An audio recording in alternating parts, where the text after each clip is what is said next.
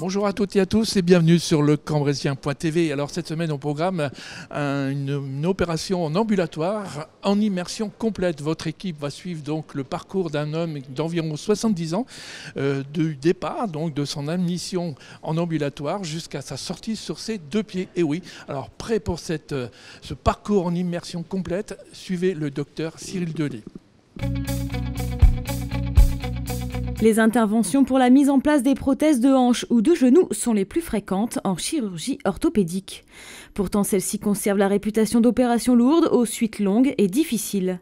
Les récentes évolutions médicales ont permis le développement du concept de RAC, récupération accélérée après chirurgie, où une attention particulière est portée sur la minimisation des désagréments de la chirurgie, une rééducation immédiate et une diminution des durées d'hospitalisation jusqu'à réaliser ces interventions en ambulatoire.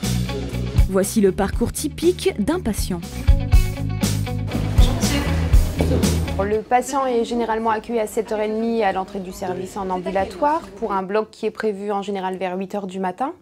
À l'entrée, on demande au patient si tout s'est bien passé durant la semaine après avoir vu l'anesthésie, s'il n'a pas été souffrant et si éventuellement il est toujours apte à être opéré ce jour-là. On vérifie si tout est bien mis en place à la maison, c'est-à-dire la kiné et la mise en place du lit éventuellement s'il avait des escaliers à gravir chez lui. Et puis on le prépare, on lui explique comment se passera le déroulement de la matinée, c'est-à-dire la petite préparation avant le bloc et ensuite le transfert jusqu'au bloc opératoire.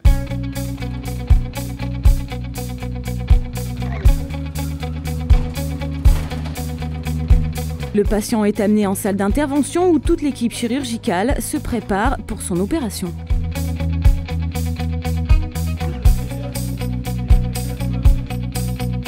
Notre rôle d'anesthésiste dans la prise en charge du malade dans le cadre du projet de réhabilitation précoce, c'est d'évaluer tout d'abord le malade en consultation d'anesthésie afin de l'intégrer dans ce parcours de soins et de lui proposer la technique d'anesthésie qui nous paraît la plus adaptée, à savoir soit une anesthésie générale ou soit une rachianesthésie. On lui expliquera également l'anesthésie locorégionale de complément qu'on utilisera, à savoir le plus souvent un bloc SAFEN qu'on réalise en pré ou en post-opératoire pour diminuer les douleurs post-opératoires et favoriser la rééducation précoce. Notre prise en charge elle vise également à diminuer l'utilisation de médicaments antalgiques afin de diminuer les effets indésirables post-opératoires, diminuer les nausées et vomissements, favoriser le lever plus rapide, la mobilisation plus rapide du malade et la sortie plus rapide du patient dans de meilleures conditions. On va prévenir également, dès la consultation d'anesthésie, essayer d'anticiper le risque hémorragique et le risque de transfusion. Avec des chirurgies comme ça de nos jours, on a quasiment ramené à zéro le risque transfusionnel chez ces malades.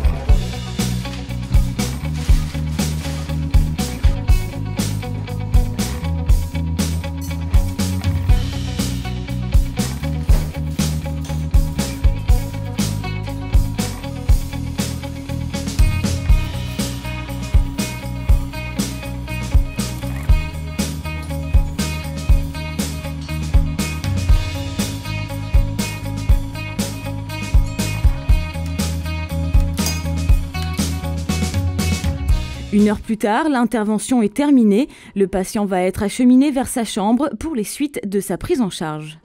Ça va? Vous arrivez à bouger? Allez-y. 2 heures après son départ, le patient est de retour dans le service. Il n'a ni drain ni perfusion, il rentre sans aucune douleur, ce qui lui permet rapidement d'être rhabillé, d'être remis au fauteuil et de pouvoir prendre sa première collation afin de reprendre quelques forces avant d'être vu par le kiné et faire ses premiers mouvements. Bonjour monsieur, je suis la kiné. Vous allez aller au fauteuil? Oui. Très bien. Alors, vous vous asseyez d'abord au bord du lit. Vous arrivez à décaler la jambe? Parfait. Attendez un petit peu. Ça va, vous vous sentez bien? Oui. Pas de douleur? Non. Parfait. On avance les fesses un peu au bord du lit. Et vous allez pouvoir aller dans le fauteuil. Attendez. Je vais passer devant. Vas-y.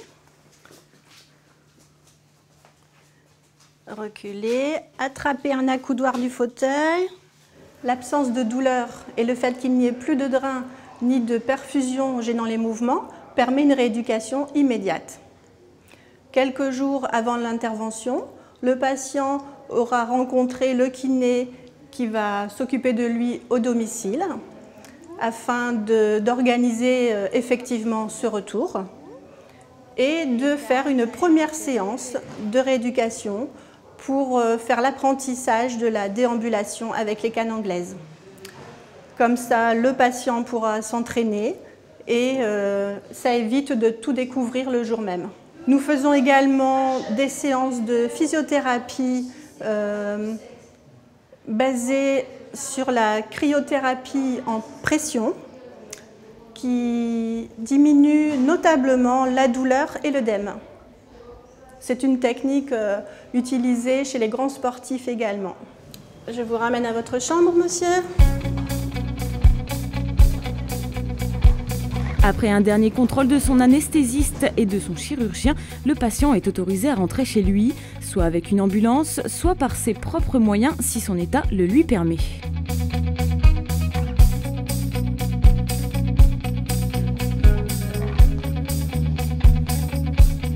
Lors du retour à la maison, qu'il se fasse en ambulatoire ou après une petite hospitalisation, le patient reste surveillé d'une manière différente. L'infirmière, qui a été spécialement formée, le rappelle pour s'assurer de l'absence de complications dans les premiers jours.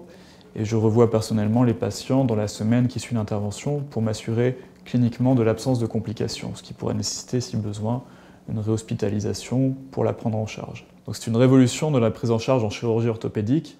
C'est un vrai travail en équipe qui permet d'arriver à ce niveau où le patient est réellement acteur dans sa récupération. Aujourd'hui, ce protocole est mis en place pour tous les patients qui vont bénéficier d'une prise en charge pour une prothèse totale de hanche ou de genou, mais 3 grands groupes vont se dégager. Il y aura des patients qui réunissent les conditions de sécurité nécessaires pour faire cette intervention en chirurgie ambulatoire, c'est-à-dire sans hospitalisation avec un retour à domicile le jour même de l'intervention. Un autre groupe est celui des patients qui nécessitent une petite surveillance, alors une hospitalisation de 2 à 3 jours est nécessaire, puis la rééducation est menée au domicile. Et puis enfin, il y a les patients qui restent isolés et qui nécessitent une prise en charge encore dans des centres de rééducation.